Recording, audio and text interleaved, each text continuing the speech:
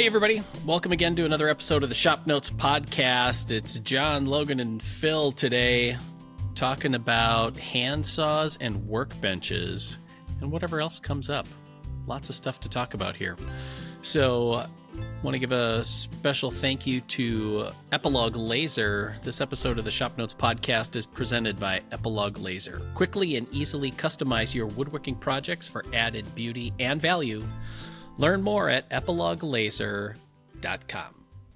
All right, just one comment from last week's episode that I want to share.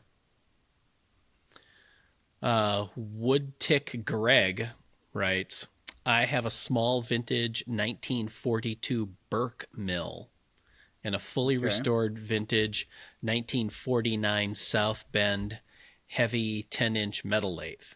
I'm just a hobbyist with machining, but I do enjoy it. I also have a Powermatic right mill, spin me right round, similar to a Bridgeport, all in my basement. One side of the basement is the wood shop, and then the other side is the metalworking shop. Mechanics tools, a MIG welder in the garage.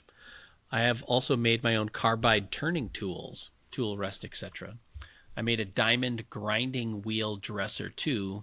I can make parts for my other hobbies, bicycles, motorcycles, etc. So sometimes the metalworking does cross over to the wood shop and vice versa. Maybe a metal tool needs a handle or something. There's always something very cool about running metalworking machines that are all older than me, and I'm a senior citizen. And yes, tooling for the metalworking machines is a rabbit hole, kind of like a wood lathe and all the tool for that. Oh, and my friends love that I have all this stuff. It sounds like he's just bragging that he's got all these tools and friends and he's done all this stuff. Well, listen here, Woodtick Greg. Let's circle back in a year and see who has the most tools. It starts now. Yep. Machinist tool flex going on here. Yeah. Although the little benchtop mill is kind of a cool idea. I'm going to have to look up that model at some point here. Yeah. Especially since I didn't realize they made vintage ones, you know? Right. Like, how old is the... I mean, I know they make, like, benchtop horizontal mills. So they're not vertical mills. So the cutter head is actually, the shaft comes at you as the user. Right. And that's what our former editor, Vince, had. I know he had one of those. Oh, really? Mm-hmm. Yeah, okay. He had a horizontal mill. But he's not bragging about it. Yeah. All right. So does that mean that you're going to be looking up a vintage benchtop mill then? Or are you still... Nope. I have too much crap I need to get done in here first. I have a class I'm teaching in here in the next... Not next Saturday. Maybe it is next Saturday. So not tomorrow, but a week from tomorrow. Yeah. And I really need to get the bathroom done before that class. Okay. So I did some random trim stuff this last weekend, I think. I've had a cold this week, so it's like I have laid on the couch and been miserable, according to my wife. So but I did some, like, I don't know. I did some random, like, touch-up paint and trim that needed to happen for no reason other than I was watching Top Gun Maverick and just was working away. So Okay. yeah, but no, I will look at metalworking stuff at some point, just not right now. Yeah. Not in the next year.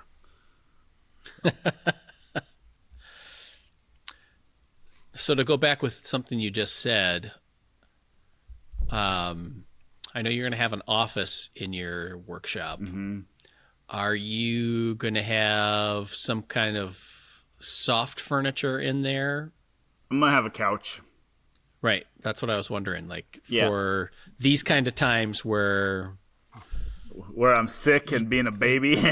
Yeah, you just kind of go to your alone palace and... Yeah, kind of. Well, I think it's more so like the kids can come out and hang out on the couch, or the dogs. You know what I mean? So yeah. my plan. My wife has sent me a few links to like couches for sale and stuff because she knows like I want like either like a big stupid like looking leather couch with like the claw feet type thing, like in the rivets and whatever, like, just something that she won't allow in the house, or like the 1970s like floral print couch that's just really the Davenport. The Davenport, yeah. Yeah. Take the plastic off and that's right. Yeah. So I was wondering something similar because Chris has been in a few days this week and brought Nicholas, his border collie, in. Yep. And he has a little Menards dog bed in there. Yeah, he does. And I was thinking what Nicholas really needs, considering the size of him. I mean, he fits fine in the dog bed. It's not like it's super dinky or anything. Yeah. But we need to find just some kind of beat up recliner.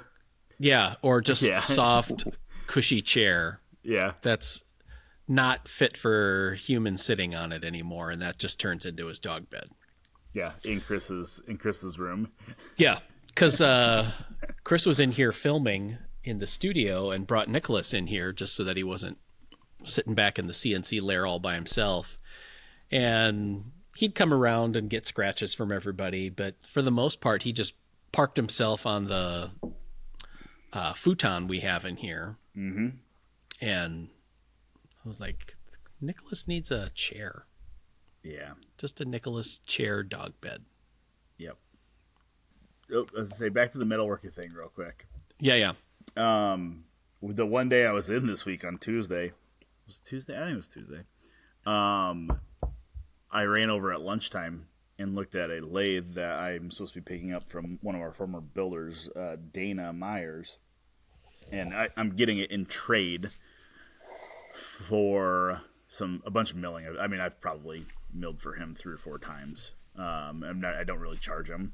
I horse trade with him. So I've gotten a gooseneck trailer from him. I've gotten a lathe now from him. It works out great. I love horse trading.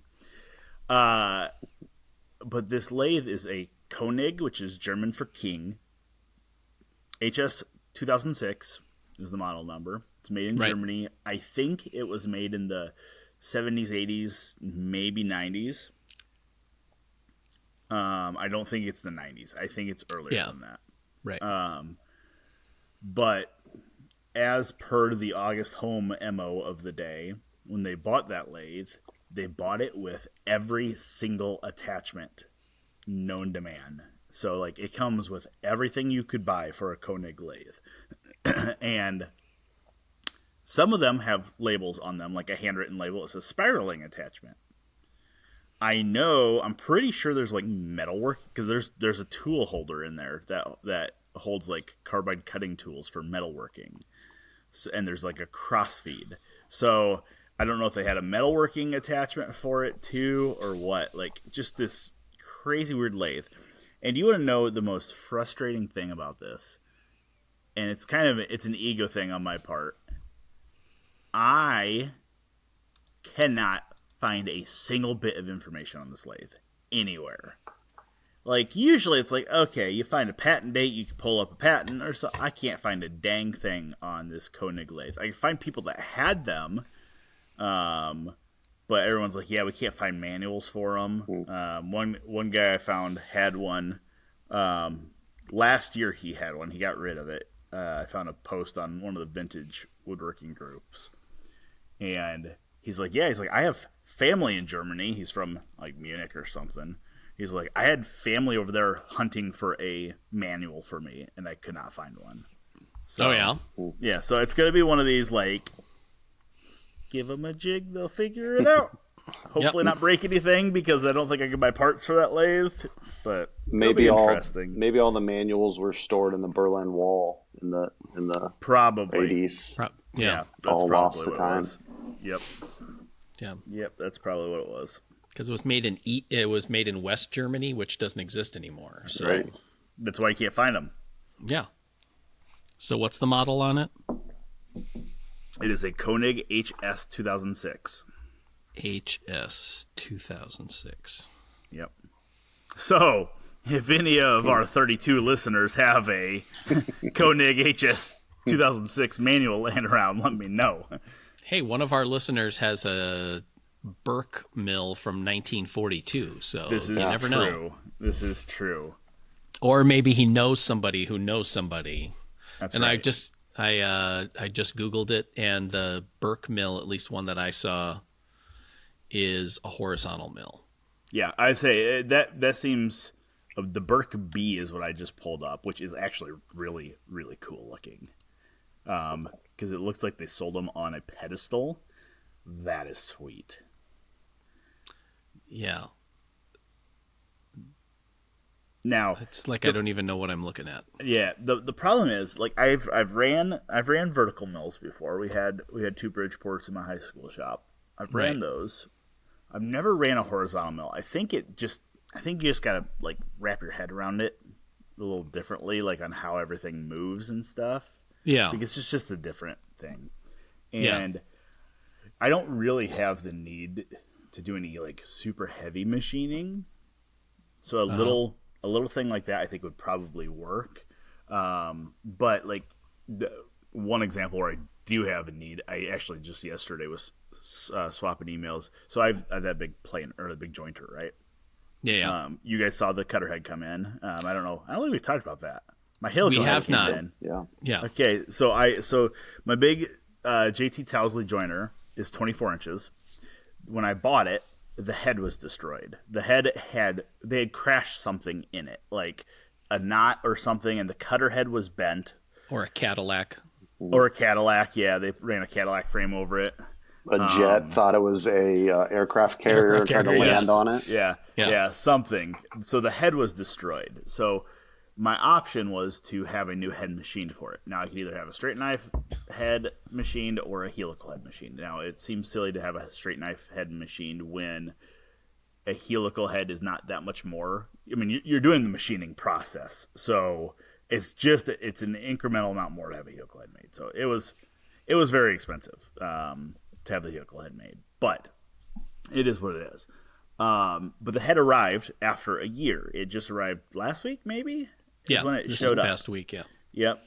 So we all kind of opened it up and oohed and awed over it. It's 149 pounds per the box label. So she's pretty heavy. Probably 150 or 140 after you take off all the weight and stuff, whatever. Yeah.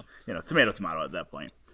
But now my next process my next order of operations is to get bearings made, bearing blocks, because the head was damaged. I'm assuming the bearing blocks themselves were cracked and broke. So there was no bearing blocks that held the head in place. So now I have the jointer, the 2 beds, and a head. I don't have any way to mount the head to the bed.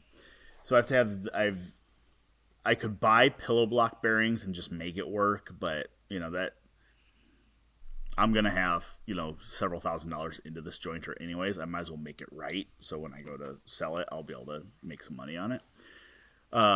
Keith Rucker is a gentleman that owns a website called vintagemachinery.org. And he also has a YouTube channel, Vintage Machinery. The guy's fantastic. Like, you talk about stupid toys that people should not have on a personal level. He has them. The guy's phenomenal. And he has a lot of subscribers. Like, he does a lot of videos.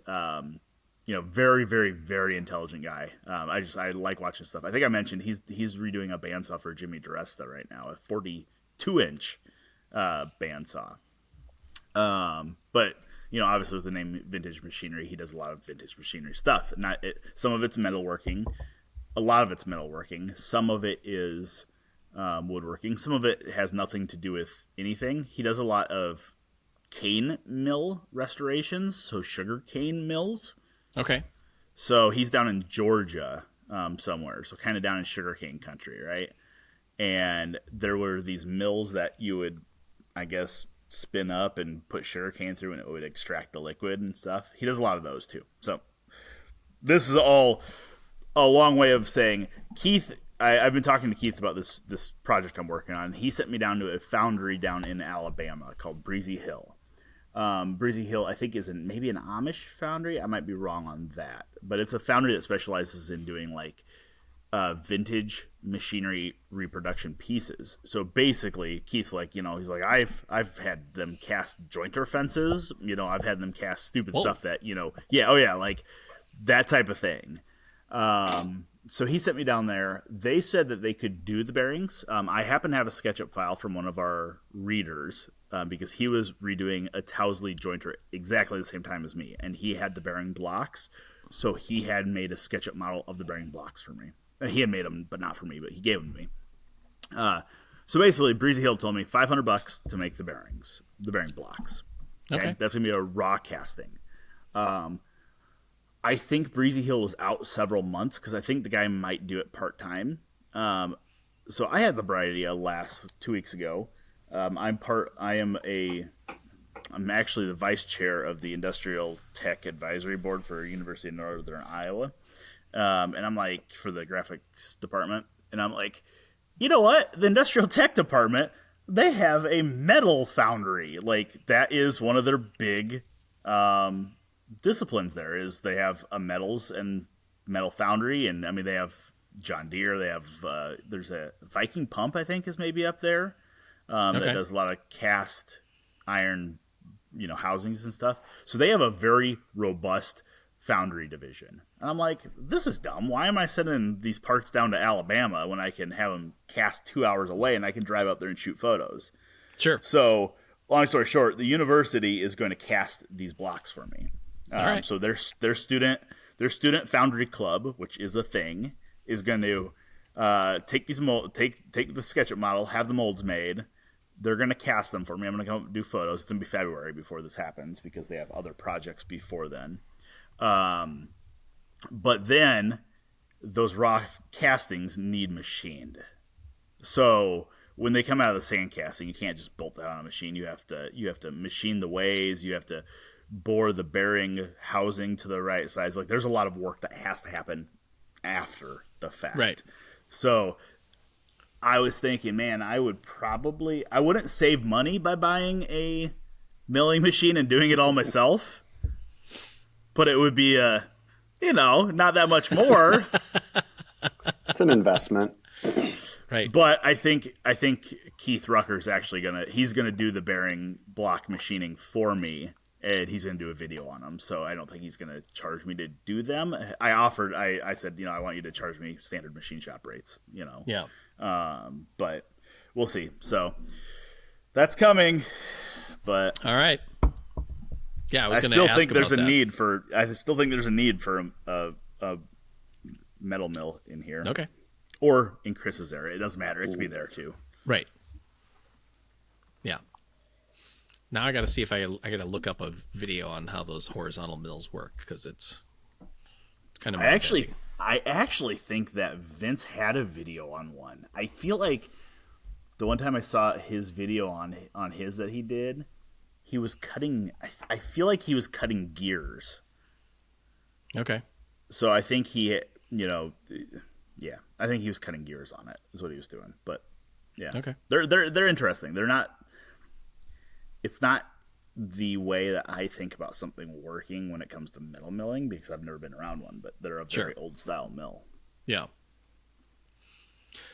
Going back to your cutter head, I thought it was kind of interesting that we did the rough math. There's like 240 carbide inserts on that thing. There's a lot of them. I think there's 200. Was it 240? For some reason, I had over 300 in my head, but I don't remember. Yeah. I know there was 12 rows. I could probably pull up their CAD drawing they sent me and tell you. But even if there is 240 at $5 a piece, you're looking at $1,200 to replace all the cutters. And then another $1,200 to pay my son with a screwdriver to sit there and turn them. Right, because just rotating them. I was thinking that when it comes time for you to rotate the cutter head on there, is like you turn off the phone and you put a movie on. Yeah, put the movie on for the kids. Nobody comes. Lock the door. Yep. But if you did notice, I don't know if you noticed. I noticed on those cutters, They are numbered. The edges are they numbered. really? Oh, yeah. Okay. So there's 1, 2, 3, and 4. So it's like you start on 1, you rotate to 2. So you can't really get it wrong as long as you don't, skip one or several. Well, I mean, even if you skip one, it's not. No, it's not the end of the world, but still, it just. Yeah. Unless you damage the cutters, are you ever going to have to replace them? I mean, there's 24 inches of cutting. You're only edge joining 1 inch wide pieces, so you just keep moving down. That's true. That's you true. Get 4 sides on each cutter. Yeah. So, I mean, every 3 years every 3 years you move the fence an inch. Yep. Yeah, that's true. That's true. Like the rotational grazing of using your cutter head. That's right. Yeah. Oh man. Special shout out to Epilog Laser and their cool set of tools that allow you to customize and make unique woodworking projects. You can check out all that they have at epiloglaser.com. But it's kind of sad, but I knew this was going to happen. I had that cutter head machine, and we'll get photos up of the original and the new one. I had that cutter head machined in exactly the same way as the original, okay? Meaning the journals on the ends of the cutter head, the shaft of the cutter head, is exactly the same as the original, with the exception of the nut and the thread on the ends. They updated those to a more modern thread style. The thing that's going to be sad, though, is because this was a direct drive jointer, okay, it was you had a bearing block on the user side, and then on the non-operator side, so the back side of the cutter head, the motor was attached to the shaft, and the motor itself had 3 bearings inside of it. So the motor itself was the bearing surface on the back side. So on the back side of this cutter head, the journal is maybe 16 or 18 inches long, where the front side it's only 3 inches long, because you just need enough for a bearing and the nut to go on the end.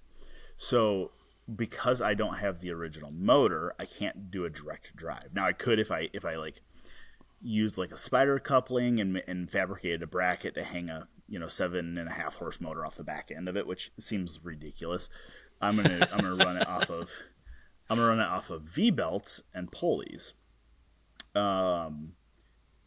So what that means is that I think, and this is one of those things that I'm going to have to get it up on the machine, get it in place, and figure out where it needs to be done.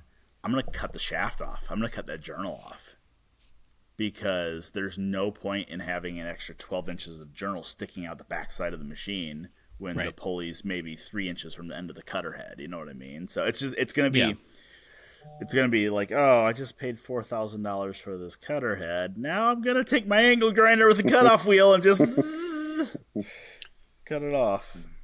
So, yeah. Yeah, you saying, explaining how that was a direct drive motor. And I'm thinking, the damage to the cutter head and that being on a direct drive motor. It's I wonder what when that stopped.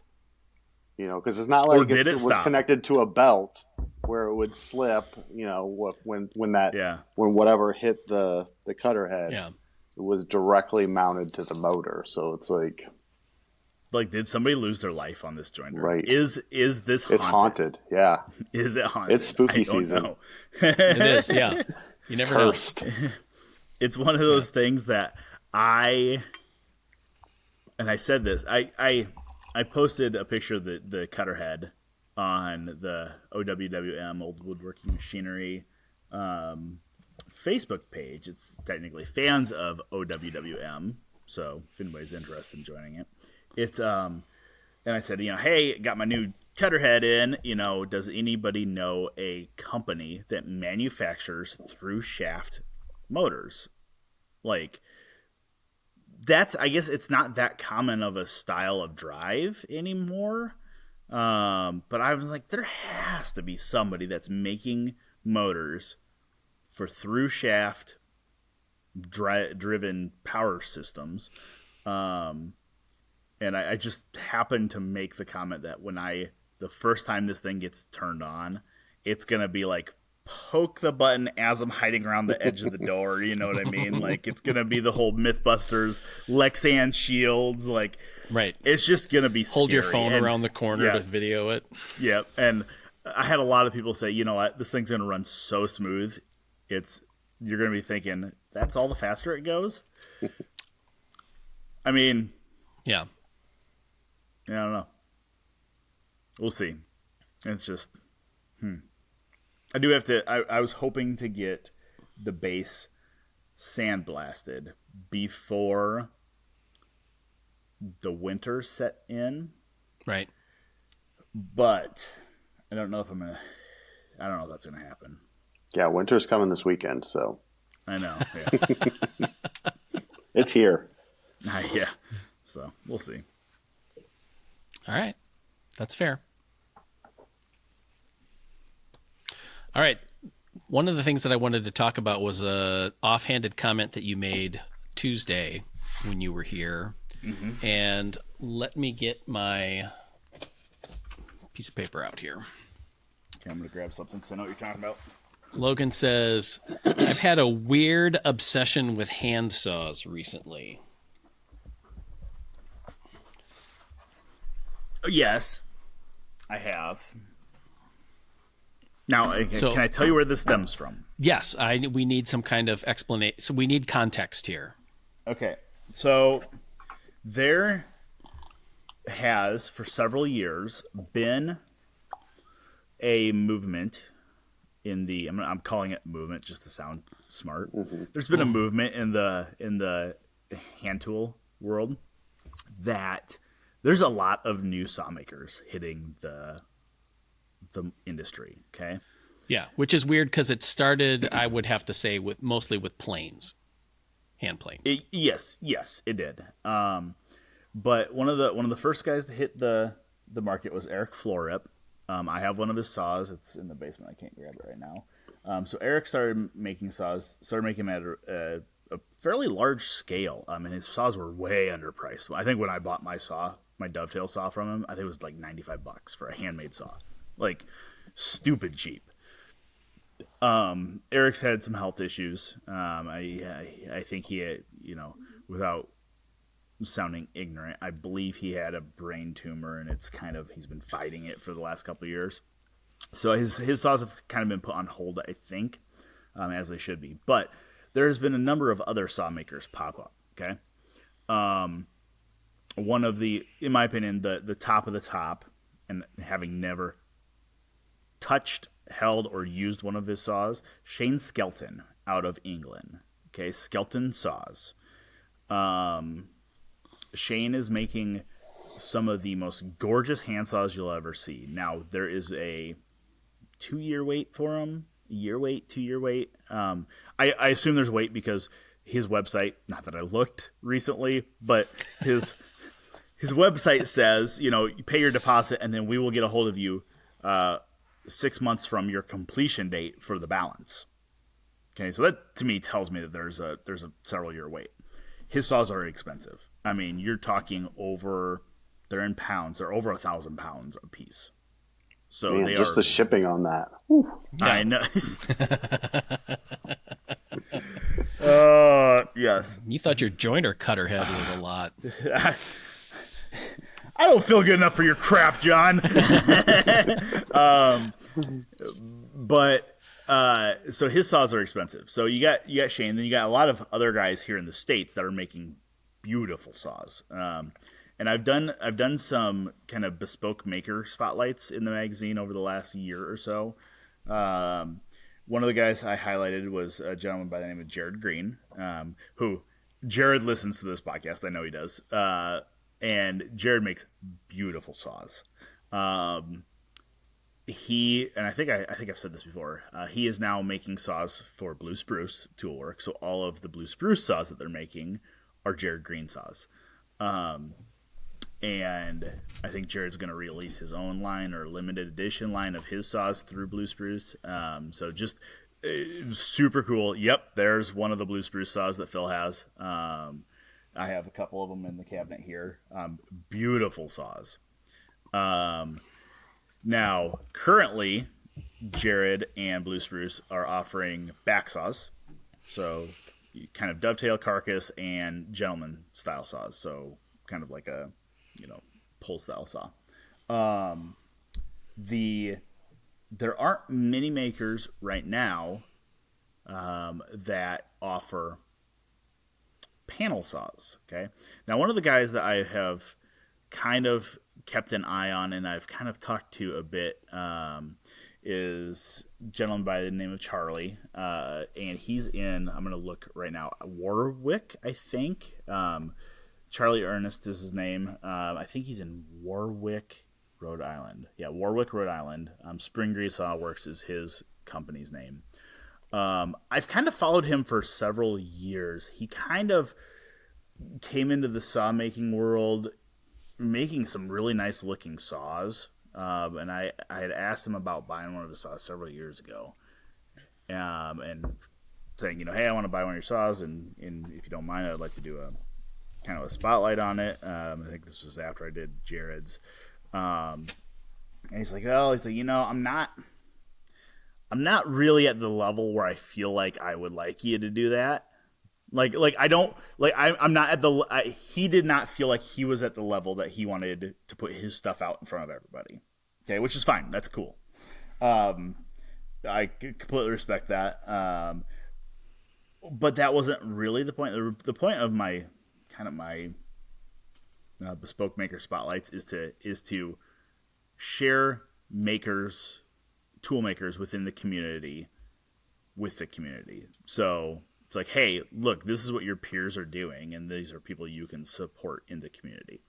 Long story short, I have one of his panel saws coming because I have been using this guy. So this is a short little, this is a Dist D8 little panel saw. This guy's not very long at all.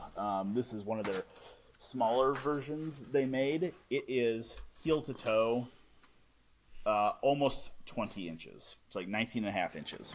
It's a little guy. But I've been using the crap out of this. This is a crosscut one. I've been using the crap out of this to break down, because I don't have my miter saw set up in here yet. So as I'm working on trim and stuff and working with long pieces, I mean, even the shave horse I made in the last issue of Pop Wood, I broke everything down with this saw. It's pretty fine. It's 11 points per inch. I really like just breaking stuff down with this and then either shooting it with my shooting board or bringing it to the table saw. And it is amazing how efficient a good saw is.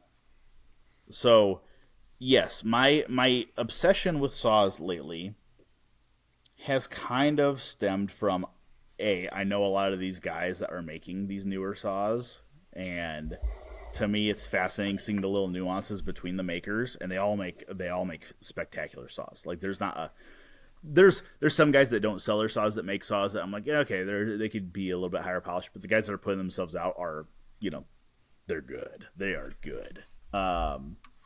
So I've enjoyed using them lately. I found a renewed love for my handsaws, which is also what led me to this new sawtill build, because my one downstairs is choked out. And handsaws are a cool tool flipping niche, because I think dollar for dollar I make more money on saws than other stuff, because I don't restore them. I don't dick with them. You know what I mean? Like, it's like I just don't have the time, and there are guys that really get this one. This D8, I got this one and two others from a gentleman in Michigan. His name is Bob Page. Bob is pretty well known in the hand tool community. How this worked out, I think I had like 35 saws I had bought. I don't know where, I don't know why, but I did, and had a bunch of them. And Bob was like, "Hey, I want to buy a few of those." And I said, "Well, listen, I'll send you all of them if you send me 3 saws. I want. I think maybe I said send me 2 saws, and I bought a third from him. Okay. So, yeah, I mean, he restored them. They're beautiful. And there's something about the handles I really like. And Phil, you've made a few handles for some of your saws. Like, they're just cool, man. Mm-hmm. Yeah, there's a lot of different styles of handles out there too, and they're a lot of fun to make. They feel and seem like they would be harder than they are, but I don't know. I found them to be a really fun project to do, especially if you find, because a lot of times handsaws will have some crack or split or nails driven through it or something like that, and you can find patterns online that you can use, and then you can just.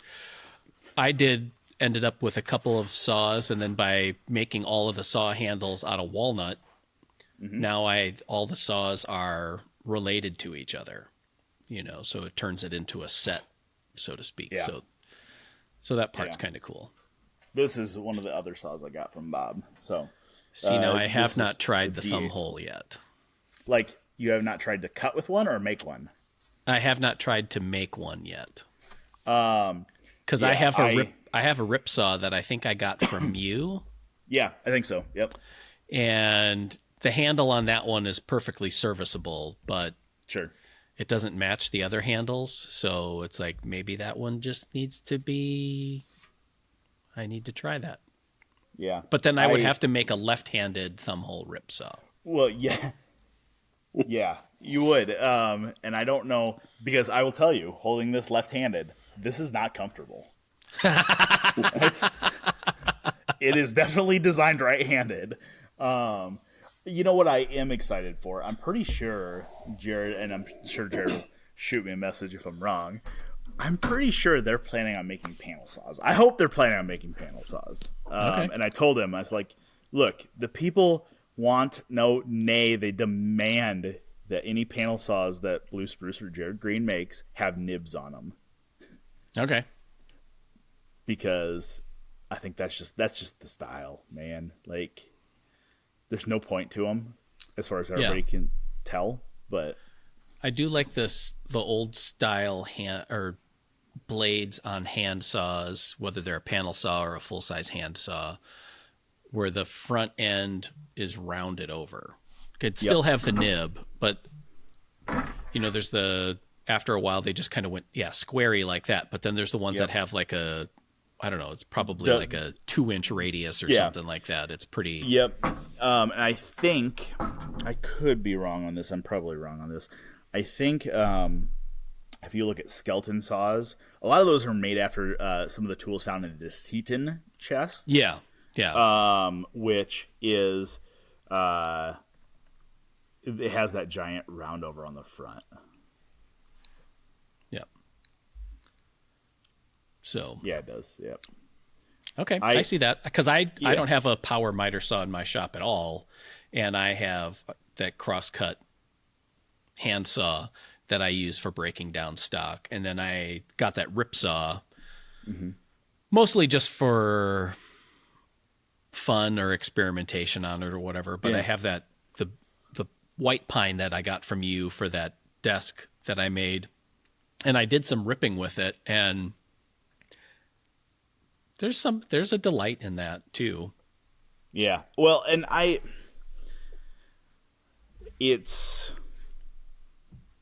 shouldn't be amazed at this point in my life and career, but it amazes me how clean and accurate of a cut you can get freehanding a 90-degree cut with a good panel saw. Like, I would say, I don't know if you guys will be able to see, so all that trim up there in that corner. Yeah.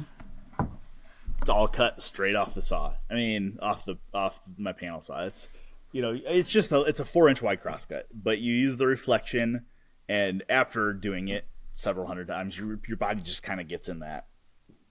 It is what it is. It's there. It's 90 degrees. So it's interesting. The one thing I need to do is stop being lazy and get my saw benches out from underneath the bench. because I'm like leaning the board on the table saw, cutting on the top of the tables. It's like, come on, man, you got saw benches. Yeah, just set up a little station there. Yeah, and it's surprising that for as much hand sawing as I've been doing recently, I'm not having any issues with my tendonitis. Oh, really? Which is surprising to me. Because man, swinging a framing hammer, oh god, I'm being whiny for the next week because my elbow's all inflamed. But yeah, sawing does nothing to me. No issues. Okay. So, Interesting. Yeah. But I'm trying to avoid being one of those guys that has 45 saws on their wall. Right. And we talked about this, I think. You got plenty of space for it, though. Yeah, but there's a, like... Unless you're kind of a... collector? Yeah, not so much a collector as a display of woodworking artifacts. You know, like the old studio, we had that big 2-man crosscut saw that we hung over the carriage doors. And then we also had hanging on the wall that Atkins floor saw. Yeah. You know, and they're just kind of curiosities. Mm-hmm. So if you're the Cracker Barrel of woodworking shops, yes, you got tools hanging on your wall. See, I guess the thing that the way I justify this to myself, is that do I need 3 different dovetail saws or 4 different dovetail saws? No. But I enjoy using each one for a different reason than the other ones. Either I know who made it, you know, or my wife bought it for me, or you know what I mean? Like everyone has their own little nuances. So plus, you know, oftentimes I have a lot of people coming in and out of the shop. So it's like, hey, you know, here's a saw from Jared Green when he was making them on his own. And here's Blue Spruce's. And here's, you know, Dave Jensky's new saw, which is, I don't know if we've shown that one, have we? I have it right here. Yeah, okay. Because I think mine's under the bench. Yeah. So that's Dave Jensky's new saw. So Dave was the actual founder of Blue Spruce. And now he's making saws. It's kind of like if a new concept saw and a hacksaw had like a hoity-toity love child. It's like a bone saw. Kind of. That's exactly what it looks like. Yeah, it looks like a vintage bone saw, but it has a pull style tooth. It's a very cool saw, and it cuts really, really nicely. As Dave said when I was talking to him about those saws, he's like, "This is not a saw for heavy casework. This is like the box dovetail saw. Like it's for thinner stock. It's not for doing like, you know, a big dovetailed mitered case. That's not what it's for." Right. So, yeah. But cool. Yeah. I'll put some photos of these for the people who aren't listening on the YouTubes. Put some photos on the show notes page. So I'll have Logan send me a couple of photos of his, and then I got the Blue Spruce ones and Dave Jeske's to. Yeah. You know, the one saw that I have that I've used it. I have a few vintage miter boxes. Okay? I'm talking about the old style with the carriage that the miter saw slides into. Yep, I have one of those. And I actually have one, I think, from the old studio. Maybe the carriage house is where I bought it from. It's a miter one, where it's a 45-degree only clamp and miter saw. Big old cast iron Stanley one. But I bought it, I think I showed it to you guys when I bought it. It's probably been 2 years ago. I bought a Dist miter saw. So, you know, you talk about, you know, it's probably 8 inches tall, but it's like 46 inches long. Dude. It's huge. And I don't know, like, I thought I listed it for sale one day. I'm like, I don't know what the heck I'm going to do with this thing. And I thought I had it sold to a guy in Alaska, which would have been cool. But I don't know what I'm going to do with it. So if anybody needs to buy a 46-inch long miter saw, you just let me know. So I'll hook you up. There you go. Yeah, it's funny hearing you guys talk about all these, your love for handsaws and these wonderful handsaws. And I have a woodworking confession to make because I feel like this is a safe place. You've never used a handsaw? No, never used. No, I think I own one handsaw, and it's a Irwin brand. Like has probably an orange plastic handle that I'm pretty sure I got from Menards for free after rebate. From Menards. Okay. And the only time I used it this past year is I threw it in the back of the minivan, knowing I was going to get some 12-foot 2x6s that I needed to break down in the parking lot to get home. So that's my handsaw experience. I'm going to tell you, and this is going to sound sociopathic, okay? Those are the best bone saws ever. So I have 3 of those, and I use them for processing deer. They work so well. They have induction hardened teeth. They are fantastic. I don't know how they cut wood, but man, bone, they cut bone so nice. Yeah. All right. So, and they're disposable, free after rebate. Yeah. they're sharp little bastards too. Yeah. I've nicked myself with them. Like if your hands are all cold, you're processing a deer and all of a sudden the gloves are all ripped. There's blood all over. That's not the deer's. I keep it in the custom cardboard sheath it came in, you know, so I don't cut myself. Right. Good idea. Smart. It's an investment, you know. Yeah, it is. Yeah. Yeah. So, I have a question related to saws. And this is, with this pending workbench build that I have coming up, which I think I told you guys. I got drawings from Stephen Bunn on the shaker one that we're going to build. Would it be weird? Yeah, it would be weird. I just answered my own question. So my saw benches that I have are under the edges of my workbench. So you just got to slide them out to use them, whatever. Not a big deal. It's like, could you incorporate like a pull-out saw bench like on a workbench, or a flip-down saw bench where it's like arms that you just flip down and then you can cut right on the backside of the bench, assuming your bench is in the middle of the room. Okay. I don't know that you'd have enough room there to get the saw in between like the bench and the... Yeah. I don't know. I feel like there's something there. Yeah. Yeah. Is there? I don't know. Yeah. I don't know. Did you guys see the casters I sent you? Or it's not casters. So I was watching... Been homesick for the last couple days, laying on the couch watching YouTube. Padulla Woodworks. Okay, I've never watched... Woodworks. I think it's Padulla. I've heard of his channel. Okay. I don't think I've ever actually watched any of his stuff. The gentleman seems like he may be of... Maybe he's Canadian. I'm trying to place where his accent was. I don't remember where his accent was from. Maybe he might be Australian. I don't know. I don't really know. You're anywhere outside so many people right now. Anywhere outside the U.S., it's all the same, right? Anyways, so he built this workbench, and it's beautiful. It's a split top Roubo, kind of. It's based on a split top Roubo. It's a beautiful workbench. He has some really interesting design features. It's very far away from a traditional style workbench. Pop up. Bench dogs, has a pop-up. So a split top Roubo, sometimes you have that like tool divider in the center that you can take out and flip it over, and then it becomes like a planing stop. Yeah. His is like you push it to the left and it pops up and shifts up. It's very interesting. Okay. But one thing he did is he used a pair of motorcycle jacks. So, it would be like a motorcycle lift that you put under a motorcycle's skid plate to jack it up in the air so you can work on it. And they make hydraulic ones where you step on a pedal. Then they make kind of the standard screw style where you put a socket on it and just turn it and the lead screw lifts it up.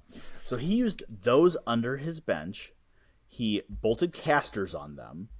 And then he drilled a hole in the front apron so he can put a wrench in it and screw it, and it lowers these casters to move his bench around. I thought it was a brilliant idea, because we've used casters on our benches everywhere because we have to move stuff around. They're ugly. Like, they don't look good. They look like casters. And I just thought it was a very interesting way. I'll see if I can screenshot it and link to his video. I think I sent you guys the link in our chat. I was like, this is the type of thing I would have never thought about, and completely the thing I'm going to steal as I'm building my bench. All right, at the beginning of this show, I talked about that we would talk about workbenches, which we did here a little bit at the end, but I think there's a little larger discussion on workbenches that we need to have. We'll save that for another time. Just a shout out and a little bit of a teaser. We're going to have a couple of special guests on next week's episode of the ShopNotes podcast. I'm looking forward to that conversation, and it'll be really cool with two woodworkers that I've admired their work for a long time, and they're just great people to be around.